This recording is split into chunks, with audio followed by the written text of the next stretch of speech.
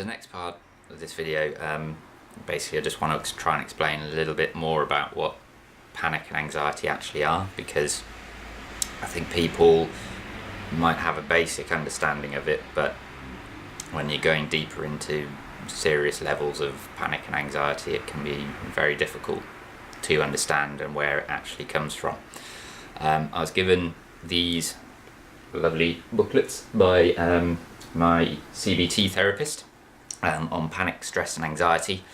Again, the NHS have been really good. You know, they've given all of this information for nothing, these booklets, so which has been great. What I'm going to do is just going to read a couple of paragraphs from the panic book, which just sort of really encapsulate really what the main things of panic and anxiety are, just so you can understand it. I'm not going to go into massive detailed sciencey stuff, but yeah, basically what it says is anxiety can range from mild feelings of being nervous, on edge or frightened to sheer terror.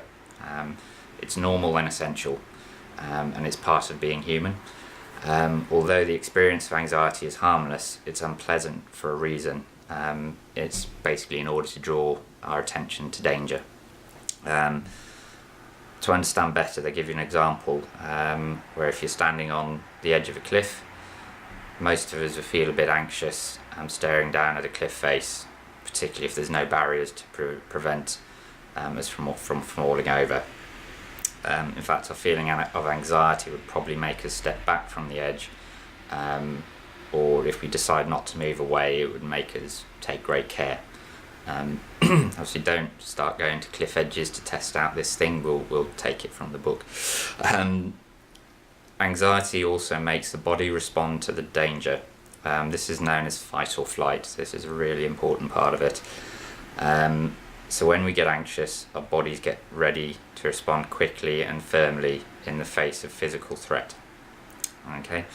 Now, the problem they say now with modern day world is we don't have the physical fears as much. If our bodies didn't have this fight or flight, then we actually wouldn't be around, because when our ancestors came face to face with a saber-toothed tiger, without the anxiety, the fear of the fight or flight, they'd have been eaten, so we wouldn't have got very far. So it's a natural thing to have. So don't start worrying about being anxious or anything like that. It is good. Another problem is that we sometimes see harmless events as dangerous, and this can cause unhelpful anxiety. This is exactly what happens when you experience a panic attack. When you panic, you do so because you regard the symptoms of anxiety as dangerous. So that's where the panic starts coming into the anxious feelings.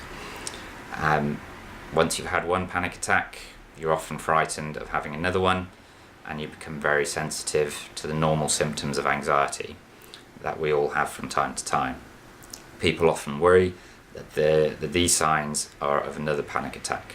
The worry results in greater anxiety, which may in turn bring about another panic attack. So basically, it's a vicious circle, and trying to break that cycle is where the challenges come. So the thing to remember,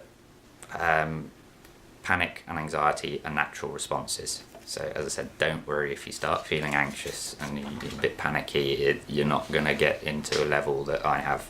Well, I hope not. The thing to do is to manage your stress levels and manage the things that make you anxious. While it's good to sort of keep pushing yourself, and they all say face your fears and things like that, you need to be aware that there's a level where your body will say enough's enough. Just like my body was saying, you ain't getting in that bath, you are not going to go to work, you're just going to go back to bed. So it's really important that you listen to your body when you're faced with stress and things like that. Your body is very good at telling you when you've had enough, and you've got to listen to that, because that's when the damage happens. I should have listened to it a lot sooner, but for various reasons, which I won't go into, I didn't or couldn't. there's a few preconceptions surrounding anxiety and panic as well, and the biggest and probably most insulting of them is that you're just a more sensitive person than others. This is something that one of the managers at Hamptons has suggested, and it made me feel pretty rubbish and just made me think that there's just something wrong with me. One evening, however, we had to call paramedics to the flat because I had a massive panic attack, almost like a seizure. But once I got talking to one of the paramedics after I calmed down after a while, and he said, look, he said panic anxiety, he said it's natural, and he said he's been in situations where the biggest, toughest guy can go and see a horrendous scene, an accident, blood everywhere, and be completely fine, but they could have come to my place and seen me having a panic attack and they could have completely fallen apart. And he says he's seen it happen, and he says the reasons for that nobody really knows. I mean, it is such an unknown science, but I think it's important to know that when you do have anxiety and panic, that you're not weaker than someone else. Everyone else isn't just tougher than you. It can happen to anyone. It's not prejudice against certain people, sensitive people, tall people, thin people, fat people, whatever. Any nationality, it can get you. The most important thing I'd say, if you are finding that you're getting stressed and anxious, is to tell someone if you're struggling. Suffering in silence isn't going to help, and in all fairness, it will just make things worse. Okay, so you've got to speak up, and you've got to talk to people. It's hard because you don't always want to talk to people openly about these sort of things. They're very personal things. Like I said, you feel weak, you don't feel strong. But if you can't talk to friends or family, there are lots of organisations out there that you can call. I've tried a couple of them. I've phoned the Samaritans, and it's just finding different ones that work for you, really. Again, the NHS, the doctors have referred me to organisations, and sometimes just talking about stuff is really good, and just get it off your chest.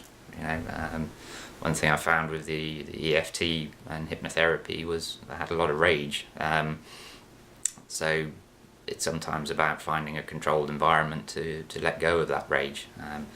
A therapist suggests go and find somewhere with a punch bag and have a few sessions, which makes complete sense, because in the world we live in now, for normal people, you're not, it's not seen as proper and right to let your rage out. You can't sometimes. So it's finding that controlled environment where you can, because that will really, really help. When I did start talking to people or bumping into people and saying what was going on, it actually amazed me how many people have suffered with various levels of panic and anxiety, which was good in a way, because at the start I felt really alone. I felt like it was just me. I was the only one that this was happening to, and no one else in the world had ever had this. Stupid, I know, but that's how I felt. If somebody does come to you to talk about their problems, if you're the one that someone wants to confide in, just remember, I'd say you don't have to have all the answers. If anything, when you're dealing with someone with panic and anxiety, it's better not to have all the answers, or even suggest loads of things, because that can drive the panic and anxiety a little bit harder. It can make it harder to deal with, and just sometimes the best thing is just listening. It can be the best thing in the world. Sit there. I mean, my wife's done it, Kim's done it. I've just been sat on the sofa bawling my eyes out, and she just said, "Oh, it'll be okay, we'll get through it." And that's all I've needed. Sometimes I've calmed down and gone, "Okay, yeah, we'll get through it." So yeah. But listening is brilliant. Something we can all do. Just letting someone know that you're there is actually one of the biggest things you can do as well, which is great. I think the thing to remember is that whatever happens, if you do get to sort of my level of anxiety and panic, is that you can get well. I think my GP summed it up really well once when my wife phoned her. She said the one thing you can't come back from is death. So it's really, really important to take action before it gets too late and you get to that seriously depressed state, because that is a place nobody wants anyone to go to.